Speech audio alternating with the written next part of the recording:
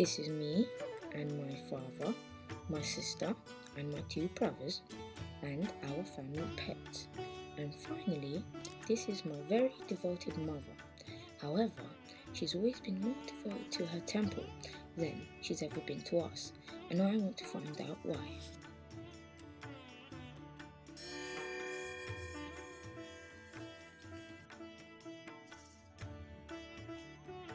વાગે ઉઠી અને 35 વર્ષથી હું પૂજા કરું છું. ઉઠી અને મારા ભગવાનને જય શ્રી કૃષ્ણ બોલું છું અને પછી મારા ભગવાનને મીઠું દૂધ ધરું છું. હું ભગવાનને દરરોજ સવારના દૂધ અને પાણીથી એને નવરાવું છું. ભગવાનને એટલો લાડ પ્યાર કરી અને મારા ભગવાનને એટલા પ્યારથી હું રાખું છું. હું મારા ભગવાનને દરરોજ નવરાવું છું તો મને અંદરથી મેં જે પાપ મારું કંઈ ગુનો હોય તે ભગવાન મને માફ કરે છે. પછી હું આ ભગવાનને બધાને ચાંદલો કરું છું. ચાંદલો કરી અને એનું કંકુ મારા કપાળે લગાડું છું તો મને એનો પાવર છે એ મને પસાર કરે છે.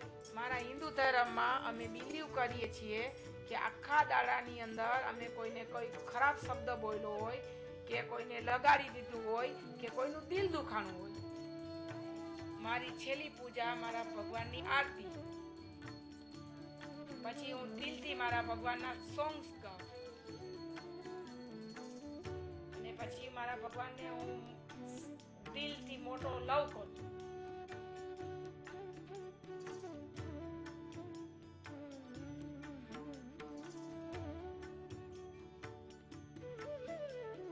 હું ઇન્ડિયામાં નાના ગામમાંથી આવું છું.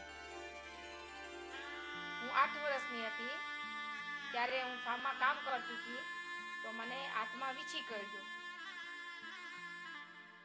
અને હું બીમાર થઈ ગઈ. મારા બાપુને ખબર નહોતી, અમે જઈ નહોતા શકતા. એનું કારણ છે કે ભાઈના ઘરે દીકરીનો જન્મ થયો હતો એટલે મેં મંદિરમાં જઈને તો હું ગુરુજીના મંદિરે ગઈ એટલે અમે એને કીધું તો એને કીધું કે તું જય ખોડિયાર માનું નામ લઈ અને તું પથ્થરમાં હાથ પછાડ. તો પછી મને જય ખોડિયારમાં બોલી અને મેં હાથ પછાડ્યો તો મને પોઈઝન ઉતરી ગયું અને મને સારું થઈ ગયું. હું દરરોજ ખોડિયાર માને માનતી હતી અને હું માનું છું કે મારી નવી જીવનની અંદર નવી લાઈફ મળી છે. તે જગ્યાએ મેં અને મારા હસબન્ડે ત્યાં મંદિર બનાવ્યું છે. ત્યાં મેં પથ્થરમાં હાથ માર્યો તો ત્યાં જ મારા ખોડિયાર માની મૂર્તિ બેસવા રાજી થઈ હતી અને તે જ મૂર્તિ મેં ત્યાં બેસાડી. આ મંદિર મારા ગામ વાસ્તે મેં બનાવ્યું છે અને ગામના માણસો સવાર સાંજે જાય અને ખુશી થાય છે. મેં અને મારા હસબન્ડે બહુ હાર્ડ વર્ક કરી અને પૈસા ભેગા કરી અને મેં ખોડિયારમાંનું મંદિર બનાવ્યું છે. મારી જિંદગીમાં જો આ ખોડિયારમાં ના હોય તો હું આ જગ્યા ઉપર ના હોઉં. મારું જીવન મારી માને ચરણે અર્પણ કરી અને મારે મુક્ત થવું છે. હવે મને પાછું જિંદગીમાં આવવું નથી. મારું જીવન મારા ભગવાનના ચરણમાં જાય તે જ મને જોઈ છે, મને બીજું કંઈ નથી જોયું. મારી છેલ્લામાં છેલ્લી જિંદગી હું મારા ભગવાનના ચરણમાં રાખીશ અને અંતને છેલ્લું મારું જીવન મારા ભગવાનને ચરણમાં મૂકીશ. ભગવાન આપણે કોઈ દુઃખ આપતો નથી અને એ સદા આપણા ભેગો રહે છે. આજે મારા છોકરા બધા મોટા થઈ ગયા છે. દીકરીઓને બારે રહેવું છે અને દીકરાઓને પૈસા જોઈશે. મારા 2 દીકરા મારા ભેગા રહે છે અને મારી 2 દીકરીઓ બારે રહે છે.